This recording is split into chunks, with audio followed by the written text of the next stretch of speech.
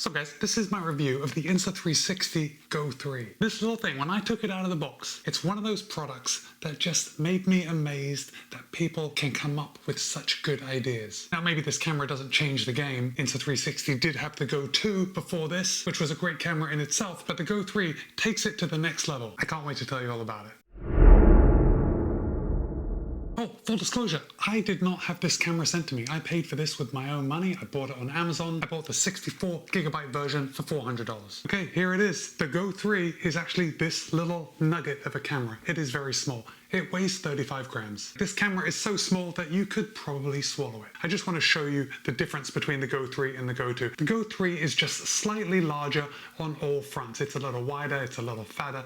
The lens is just a little bigger than on the Go 2. What that really means is that you can't use the Go 3 with any of the mounts that fit the Go 2. But that's okay. You get a lot of quality mounts in the box that come with the Go 3, so you're not really going to have to buy anything. The Go 3 has had a lot of improvements over the Go 2. There are now no recording limits. You can record until the battery runs out. The Go 2 used to get hot. Insta360 has developed a better heat sink on the back of this camera, so it handles the heat a lot better and it doesn't have to shut down to cool down. The battery life in this little thing is 45 minutes. But we're going to get deeper into the battery life in just a second, bear with me. Now the main thing that you've obviously seen, because it's right here on the front of the box, that comes with the Go 3 is the new action pod. This is the action pod.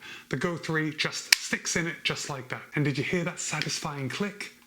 It's because the back of the Go 3 is a magnet. And because it's a magnet, I can stick it to anything that magnets stick to, like metal. So, for example, I could go ahead and stick that camera on this metal shelving unit back here, and if I wanted to turn around and talk to the camera, I can now, because the camera is right there. I can stick it pretty much anywhere. Let's keep talking about this action pod. The Go 3 goes right in like that, and it locks in.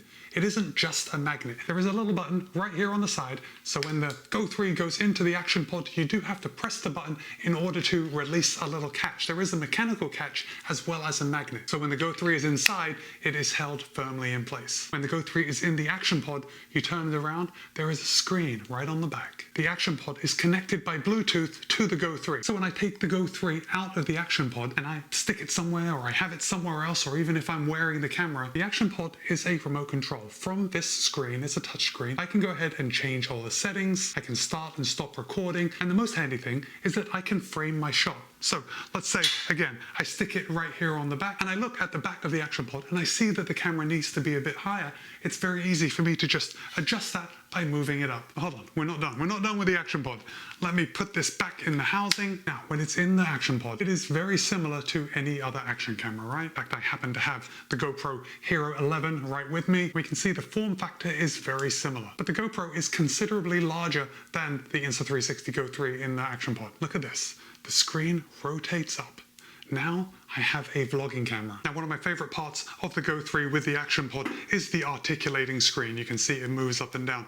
And I found it extremely handy that when the Go 3 is in the action pod, it is very handy for me to set this camera down, and then I can rotate the screen up so I can look down and I can see what the camera is pointing at. If I need to move it slightly, it's very easy to see what the camera is focused on. That is not possible with the GoPro. The screen is right down here. I'm going to have to lower myself down to the screen in order to see what the camera is looking at. All right, there's a few other things that come in the box. We do get the Go 3, we get the action pod. The most important, at least in my opinion, the most important accessory that comes with the Go 3 is the pivot mount. This top bit is magnet and it does have these same latches. So if you take the action pod, it does just stick right on and it's locked into place. Now, that isn't going anywhere. You do have to press the little button on the side in order to remove the action pod from the pivot stand. But that just isn't it. You don't just have the action pod on the pivot stand. Oh, by the way, there is a 1/4-20 mount on the bottom. So let's just say you did have a selfie stick. It's very easy to just screw that selfie stick in. Then I can adjust the Go 3 in the action pod with the screen up,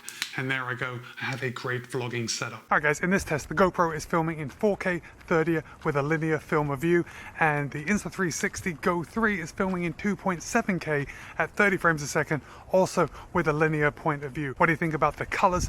What do you think about the field of view, both in linear?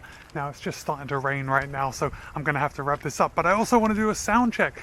Now you're listening to me on the Insta360 Go 3, and now you're listening to me on the GoPro 11. Which one sounds better? Insta360 Go 3 or GoPro HERO11? Let me know in the comments which one you like. Let's say you wanted something a little lighter. Let's say you wanted just the Go 3 on a selfie stick.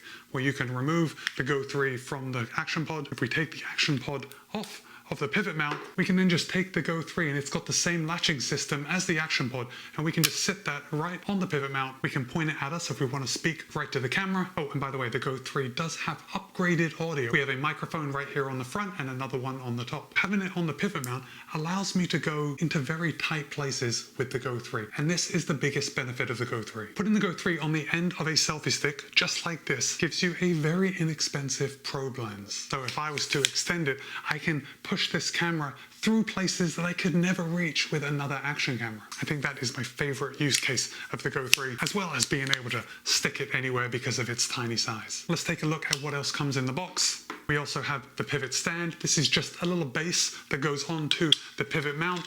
It goes in through the 1/4-20. If you take off this cover, there is a little sticky pad right on the bottom. If you get dust and gunk on it, you just rinse it with soapy water and it will regain its stickiness. But by putting on this sticky pad, we've now just allowed the Go 3 to stick to most smooth surfaces. The sticky mount is what I use when I want to stick it in the car, if I want to use the camera to vlog in the car, or I want to stick it to the dash to get a hyperlapse video, or I want to use it as a dash cam. This pivot mount base is going to be ideal for that type of situation. The Go 3 also comes with an easy clip. The easy clip is magnetic. The Go 3 just sticks right in like that. And then you're able to wear this on the bill of a hat or the back of a hat, just like this.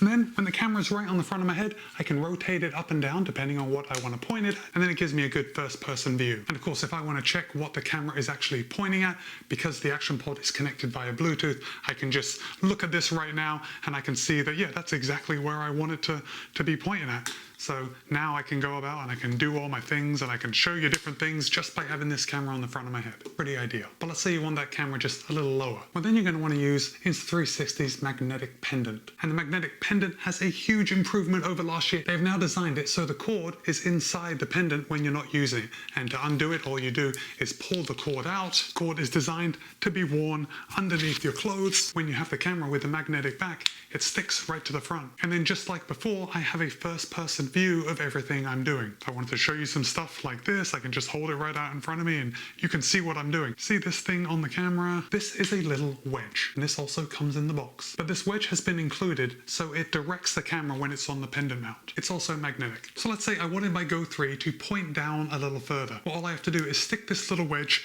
to the pendant mount in the direction that I want. I want the camera to point down a little more. Then when I stick the Go 3 to that, it is pointing down just a little bit more than it was before. We can see a lot more stuff right down here on the table. Let's say I wanted to show you this box. I can do that very easily. Pretty cool and pretty handy. All right, let's just talk about a few specs of the camera. I already mentioned that the Go 3 actually has a 45-minute battery life, but when you include the action pod, that increases the battery life to 170 minutes. So let's say you're using the Go 3 and you use it for 45 minutes, all you do is pop it back into the action pod and the action pod charges the Go 3. If you keep it in the action pod, you'll be able to run the camera for the full 170 minutes. The Go 3 has a maximum resolution of 2.7K at 30 frames a second. Now, when you drop that resolution to 1440p, you're able to get up to 50 frames a second. When you want to film in slow motion, it will record at 120 frames a second, but it drops the resolution down to 1080p. You can see this footage on the screen right now of me running in slow motion, and obviously that is in 1080p. We have a quick setting button right here on the side, which allows you to get quick access to all your favorite settings, so you don't have to go scrambling through the settings to change the resolution, the frame rate, the exposure for the film settings that you use the most often. Settings are easily changed from the touchscreen on the back of the action pod. The Go 3 has a video setting, free frame mode, time lapse, time shift, slow motion, loop recording, star lapse, interval, HDR photos, and back to the video. This is free frame video. Free frame video films at a maximum resolution of 1440p and a maximum frame rate of 50 frames a second. Now, if you film in free frame video, it allows you to reframe your video in post. That means you can use your content for YouTube, you can use it for TikTok, for Instagram, and you can change it to a square setting. It does all this without cropping in. So it's a great way to get full use to repurpose all the content that you make. There is also horizon leveling. So wherever you move the camera, when it's in free frame mode, the horizon is going to stay level, your footage is going going to be perfectly even. It has the time-lapse mode, which is when the camera is going to be stationary, and it has time shift mode. Now, time shift mode is going to be used when the camera is actually moving, and it creates some pretty fantastic effects. Check this one out. For this next test, I'm going to be testing the time warp feature on the GoPro against the time shift feature on the Insta360 Go 3. Now, the time warp on the GoPro is set to auto. That means the camera sets the speed, and on time shift on the Insta360 Go 3,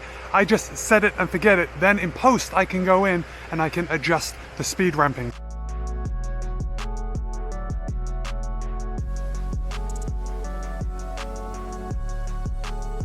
The Go 3 does have pre-recording, so it allows the camera to be off. Then when you press the shut button, it goes back and it records the previous set time. It also has loop recording, and you can set the duration of the loop. You could just set this thing up on the dash of your car, you could have it plugged into a USB, and you were just constantly recording everything out in front of your car. So if something happens, you're going to have that footage on the camera. The Go 3 itself is IPX8 rated. That means it can go down to 5 meters below the water, or 16.4 feet, which is pretty handy. You stick that thing on the end of a selfie stick and you can be underwater holding it. The action pod itself is only rated IPX4. Now that doesn't mean it can't get wet. IPX4 means it is splash resistant. You can take it out in the rain, but you cannot submerge it. So when the Go 3 is in the action pod, you cannot bring this whole unit underwater. What do you think about the Insta360 Go 3? Is this something that you can actually utilize? I'd love to know your thoughts. Thanks for staying all the way to the end of the video. My name's Matt B. This has been my review of the Insta360 Go 3. Be kind, be happy, run well. I'll see you in a couple of days.